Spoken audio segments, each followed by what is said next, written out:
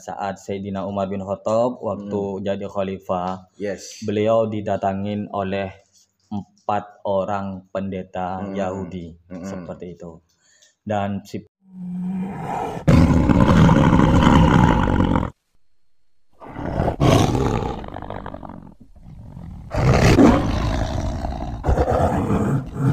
Assalamualaikum warahmatullahi wabarakatuh. Masih ketemu lagi dengan saya Samsem dan saya Ibis Miftah.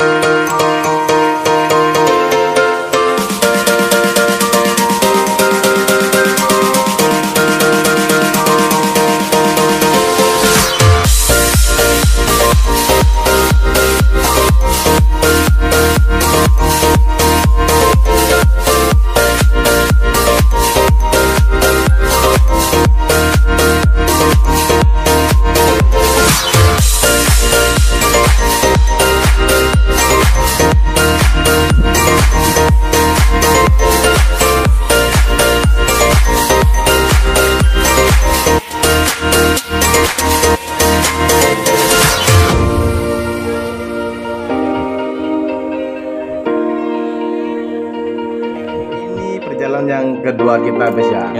Kedua kita masih tetap di Gresik. Tetap di daerah Gresik. Betul. Ini yaitu wisata, kita di wisata Wagos. Wisata Wagos itu adalah wisata alam Gosari. Alam Gozari. Ya, Gosari itu adalah nama desa. Betul, seperti itu. Makanya diambil disingkat Wagos, yaitu wisata alam Gosari. Nah, seperti itu. Bertepat di desa Gosari, betul. Kabupaten Pangkal, ya mungkin. Pokoknya seperti itulah. Nanti kita akan kasih di daerah Gresik, masih di daerah Gresik,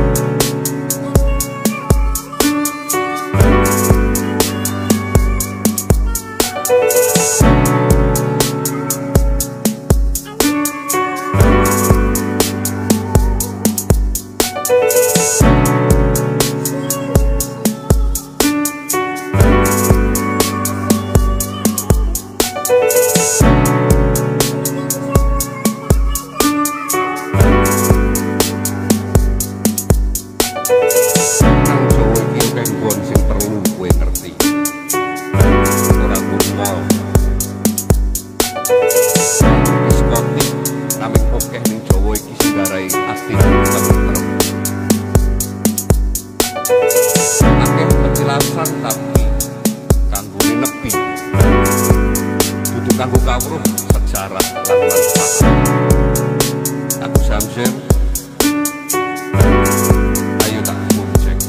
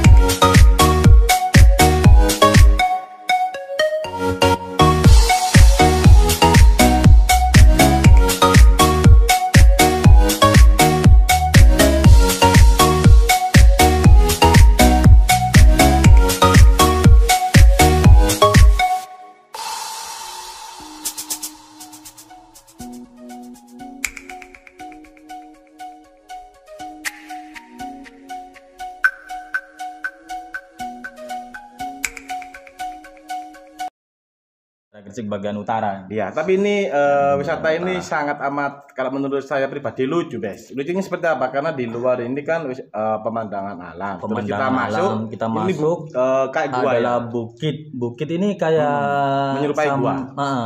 Bukit ini sama dengan bukit di tempat tinggal saya, yaitu di Madura. Ya, adalah Bukit Jedih. Ya. Seperti itu. Jika kalian pernah main ke Bukit Jedih, ya hampir samalah bukitnya dengan yang ada di wisata Wagos ini. Betul.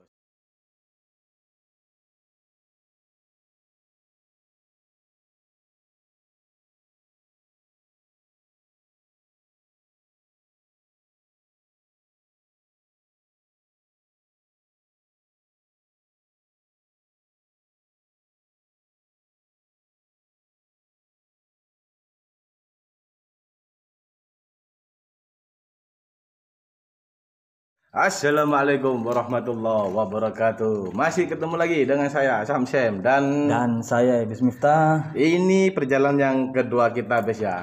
Yang kedua kita masih tetap di Gresik. Masih tetap di daerah Gresik. Betul. Ini yaitu wisata kita di wisata Wagos. Wisata Wagos itu adalah wisata alam Gosari. Alam Gosari. Ya, Gosari itu adalah Gosari adalah nama desa. Betul, seperti itu. Makanya diambil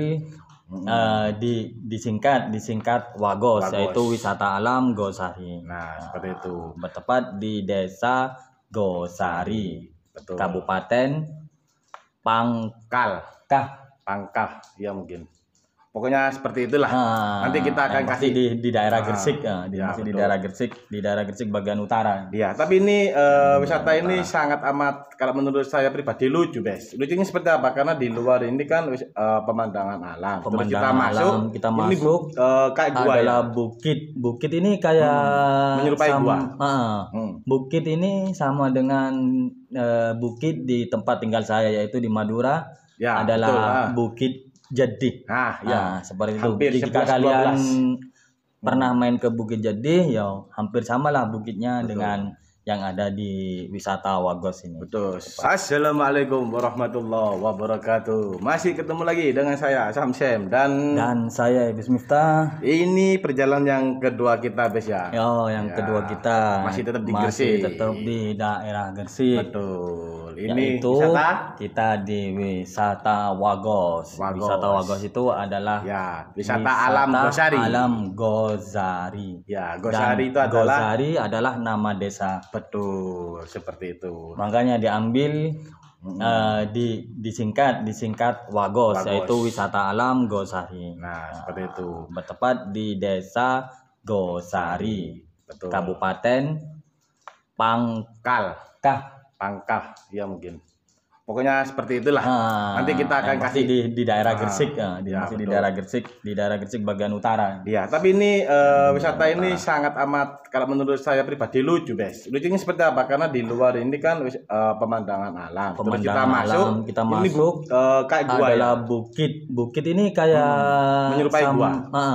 Bukit ini sama dengan bukit di tempat tinggal saya, yaitu di Madura. Adalah Bukit Jadi. Seperti itu. Jika kalian pernah main ke Bukit Jadi, ya hampir samalah bukitnya dengan yang ada di wisata Wagos ini. Betul. Oh iya, Bes, ngomong-ngomong di wisata ini, kalau kita masuk itu tiketnya kena berapa, Bes? Biar itu penasaran. Itu dihitung per orang ya, diperhitung per orang, hitung mobil. Jadi kalau satu mobil itu 10.000, baru nanti orangnya itu dihitung berapa orang gitu ya. Ada berapa orang, kalau ada 4 orang ya 40.000 seperti itu. Jadi kalian yang mau wisata di sini ya itu per orang 10.000, kalau motor 5.000, kalau mobil 10.000. 10.000 lah, seperti itu. Tapi tetap murah sih kalau menurut kita ya, alhamdulillah masih bisa dijangkau lebih ya. Dengan wisata yang bagus, yang keren, yang mungkin kalian kerja terus sumpek di rumah, ngapain jangan ke sini. Sesekali lah kita refreshing, kita sama jalan-jalan lah sama keluarga seperti itu. Nanti kita kalau punya rezeki insya Allah ke Jawa Barat atau Jawa Tengah ya, Bes ya. Tapi memang perjalanan kita memang sangat capek, dan berapa kali kita nyasar tadi, Bes? dua kali ya? Karena GPS-nya hilang. Karena sinyal kita memang benar-benar. Aduh. Tapi yang jelas pemandangannya keren, kalian nggak akan alhamdulillah kecewa. Pemandangannya bagus. Betul. Kemarin kan kita bahas belum ya? Betul. Kita bahas tempo hari di daerah Kerapia, soalnya waktu itu kita mau kameranya sedikit sharing lah, sedikit cerita, soalnya pas waktu itu kita lobet kameranya, Bes. Enggak, keburu ada kabut turun. Samping itu juga kameranya posisinya itu lagi lobet, jadi nggak bisa sampai selesai ternyata. Seperti itu. Ya, itu gimana, Bes? Tolong diulangi lagi, Bes, ceritanya mulai awal kalau bisa aja, Bes. Bismillahirrahmanirrahim. Pada saat Sayyidina Umar bin Khattab waktu jadi khalifah, beliau didatangin oleh 4 orang pendeta Yahudi seperti itu. Dan si pendeta pada saat Sayyidina Umar bin Khattab waktu jadi khalifah, beliau didatangin oleh 4 orang pendeta Yahudi seperti itu. Dan si pendeta itu mengajukan beberapa pertanyaan kepada Sayyidina Umar bin Khattab. Wahai Umar, Anda kan menjadi khalifah setelah Sayyidina Abu Bakar dan dan setelah Muhammad, katanya seperti itu. Saya akan mengajukan beberapa pertanyaan. Jika Sayyidina Umar bisa menjawab pertanyaan saya, maka benar-benar agama Islam itu adalah agama yang benar, seperti itu. Terus engkau lontarkan, nanti saya akan jawab sebisa mungkin. Seperti itu. Dan si pendeta itu menjawab, memberikan sebuah pertanyaan. Pertanyaannya adalah, pintu-pintu langit itu tertutup, anak kunci apa yang dapat membukanya? Pertanyaan pertama. Yang kedua, kuburan yang berjalan bersama penghuninya. Seperti itu. Yang ketiga adalah, dia bukan dari golongan manusia dan golongan jin, tapi dari golongan jin dan manusia, tapi dia berbicara kepada bangsanya. Seperti itu. Dan yang keempat, ada 5 makhluk yang tidak dilahirkan dari induknya. Seperti itu. Dan sedangkan mendapatkan pertanyaan seperti itu, Sayyidina Umar tertunduk dan tidak bisa menjawab. Akhirnya minta bantuan mungkin. Untungnya saja ada Sayyidina Salman Al-Farisi waktu itu. Sahabat Salman Al-Farisi juga bingung. Baru dia mempunyai inisiatif pergi ke rumahnya Sayyidina Ali radhiyallahu an. Seperti itu. Sampai di situ, namanya Salman kan gugup mau ketok-ketok pintu, wahai Abah Hasan, wahai Abah Hasan, wahai Abah Hasan, Baru Sayyidina Ali keluar, ada apa? Lalu dia menyampaikan apa yang pernah apa yang dialami yang tadi itu, seperti itu. Baru Sayyidina Ali keluar dan menghadap seorang pendeta Yahudi itu. Dan dengan menemui pendeta Yahudi itu dan mempertanyakan hal yang sama seperti itu. Dan Sayyidina Ali juga ngomong, Rasulullah pernah mengajarkan saya itu 1000 macam ilmu, dan 1000 ilmu itu mempunyai anak cabang satu, dan anak cabang satu itu mempunyai anak cabang ilmu, dan seperti itu seterusnya. Karena kan Sayyidina Ali kan dijulukin babul ilmi, dan Rasulullah pintunya ilmu, dan Rasulullah itu adalah kotanya ilmu. Seperti itu. Terus habis baru Sayyidina Ali mendengarkan pertanyaan si pendeta itu. Lalu pendeta itu, pintu langit tertutup dan anak kunci apa yang bisa membukanya? Seperti itu. Akhirnya menjawab. Sayyidina Ali radhiyallahu an itu menjawab, yang bikin pintu-pintu langit itu tertutup itu adalah syirik kepada Allah, mempersekutukan Allah, dan anak kunci yang bisa membukanya itu adalah syahadat, asyhadu alla ilaha illallah wa asyhadu anna muhammadar rasulullah. Berarti 2 kalimat syahadat. Seperti itu. Siap. Kalau orang syirik itu semua amalnya itu terputus, tidak akan bisa naik ke langit. Seperti itu. Siap. Itu yang pertanyaan dijawab. Yang pertanyaan yang pertama. Yang kedua, kuburan yang berjalan bersama penghuninya. Itu adalah Nabi Allah Yunus alaihissalam. Nabi Allah Yunus alaihissalam. Pada waktu saat itu Nabi Yunus meninggalkan kaumnya waktu menyampaikan dakwah. Nabi Yunus nggak kuat. Nabi Yunus naik kapal. Sedangkan naik kapal ada ombak besar, bencana besar. Baru si nakoda itu bilang, ini keberatan beban, harus ada salah satu dibuang. Seperti itu. Hitungannya dikorbankan. Akhirnya mempunyai persetujuan, ditulis namanya satu persatu. Nah, di samping ditulis itu Nabi Yunus keluar namanya sampai 3 kali. Berturut-turut itu keluar nama Yunus. Nah, akhirnya Nabi Yunus lah yang terjun ke laut. Lalu langsung dimakan ikan. Seperti itu. Nah, itu menyeberangi 4 samudra. Itulah yang dinamakan kuburan yang berjalan bersama penghuninya. Selama 40 hari. Siap. Beliau di dalam perut ikan selama 40 hari. Terus yang pertanyaan ketiga? Yang ketiga, dia bukan dari golongan manusia dan jin, tapi dia berkata kepada bangsanya, yaitu adalah semut Nabi Allah Sulaiman. Semutnya Nabi Sulaiman. Nabi Sulaiman. Oke, siap. Semut itu berbicara, wahai semut, masuklah kamu ke dalam. Tentaranya Nabi Sulaiman mau lewat, nanti kita diinjak. Oke. Karena mereka kan tidak tahu kita. Betul. Itu. Akhirnya semut masuk ke dalam. Itu yang ketiga. Lalu pendeta itu bertunduk menjawab semua pertanyaan yang disampaikan Sayyidina Ali. Tapi itu bukan semua pendeta semua ya. benar. Tapi bukan semua pendeta menunduk, ada yang satu yang masih ini. Dia melontarkan terus pertanyaan sampai keempat. Oke, dan yang keempat itu adalah 5 makhluk yang tidak dilahirkan dari induknya. Yaitu yang satu adalah Nabi Allah Adam. Siap, Nabi Adam. Nah, yang kedua adalah Siti Hawa. Yang ketiga adalah untanya Nabi Soleh. Yang keempat adalah dombanya Nabi Ibrahim.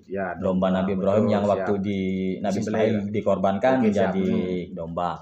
Yang kelima adalah tongkatnya Nabi Musa tongkatnya Nabi Musa yang waktu sama tukang sihir Fir'aun itu. Itu kalau nggak salah tongkatnya entah berupa ular atau apa itu, Bes? Berupa ular. Ular ya. Maka saya pernah baca ular tongkat yang menjadi ular. Yaitu yang 5 makhluk yang tidak dilahirkan dengan induknya. Tiba-tiba ada ya. Ini pertanyaan yang kemarin kira-kira. Allahu a'lam lah. Ya kurang lebihnya ya Al-Fakir juga mohon maaf, juga kita sama-sama belajar, kita juga sama-sama sharing juga. Seperti itulah kisahnya. Kurang lebih Sayyidina Umar yang didatangi oleh 4 orang Yahudi itu. Dan akhirnya yang 3 itu insya Allah masuk Islam, yang satunya masih kekeh dengan ajarannya Yahudi sendiri. Memang Rasulullah mengajarkan Sayyidina Ali itu memang enggak, ini semua memang diajarkan kepada Sayyidina Ali memang. Makanya Sayyidina Ali kan bisa, sahabat paling cerdas itu memang adalah Sayyidina Ali dan sekaligus adalah mantunya. Oke, mungkin yang video kemarin terputus karena cuaca yang kurang bagus mungkin ya, dan kameranya juga lobet. Ini kita sambung, barangkali kalian yang lagi penasaran kalian bisa tonton terus YouTube kita berdua di Samsem dan saya Ebes Miftah Channel. Jadi cukup sekian, kita mau balik ke Surabaya karena waktu mendekati sore. Sudah sore lah, takut hujan ya. Betul. Juga di sini kan sekarang musim hujan juga. Saya Samsem undur diri dan saya Ebes Miftah undur diri. Assalamualaikum warahmatullahi wabarakatuh. Salam persahabatan, salam satu duluran, insyaallah. Bye bye.